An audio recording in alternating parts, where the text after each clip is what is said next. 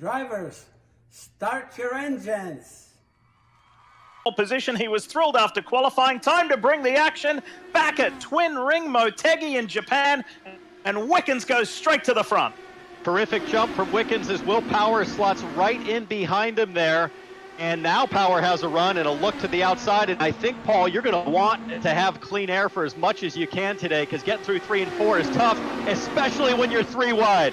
Yeah, the tire wear is going to be a factor, though. These guys will be running to rest here for a little bit. But as we get into the stint and start burning off fuel, you're going to get tire wear and you're going to start sliding up the track. Neves in the Pennzoil car gets high in 1 and 2.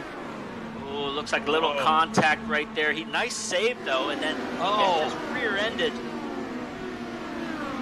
Recently, don't forget Lunchtime Live, noon Eastern, every day with Mike and his special guests, as Scott Dixon goes to the inside, takes that lead away again from old rival Will Power, Marty.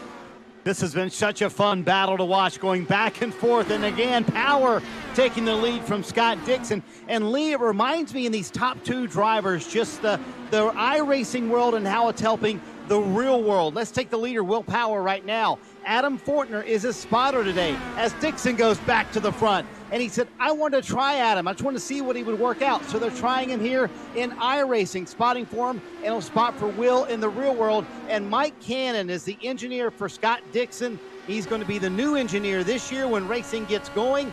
And they're trying it, getting to know each other here in iRacing. But I tell you what, this battle for the lead's been amazing between these two the last few laps. Is separated by about half a second. Simon Pagenaud comes into view in the black and white car just behind, and then all the way back in the orange and blue PNC car is Scott Dixon.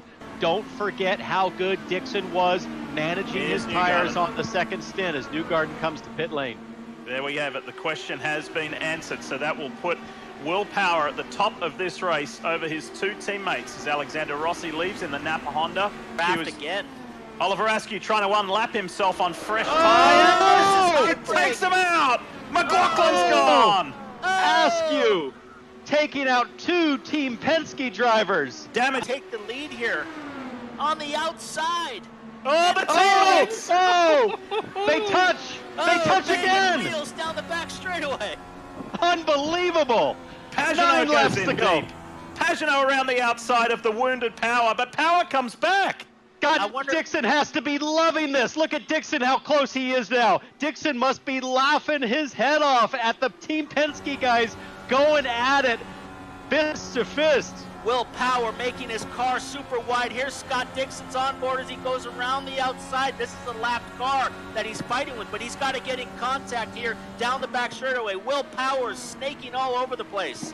Rinus VK is making that Sonax Chevrolet very wide for Scott Dixon to get around. Meanwhile, Dixon is getting close, super close now to the top 2 Team Penske Chevrolets. Here for Scott Dixon as he goes to the inside. He's going for it. Oh, almost touched Pagenaud. Castro Neves is going to stay out of this, and I think that might be it. Dixon placed his bet, and I think it came either too early or just not enough as Pagenaud comes through 3 diff. Final corner. And the Indy 500 champ, who was thrilled to win in Michigan, is going to win in Twin Ring Motegi. Simon Pagenaud in the DXC Chevrolet has done it. Oh! That's a pretty sweet burnout, Paul. Yeah, he's loving this stuff. You know, he's not a huge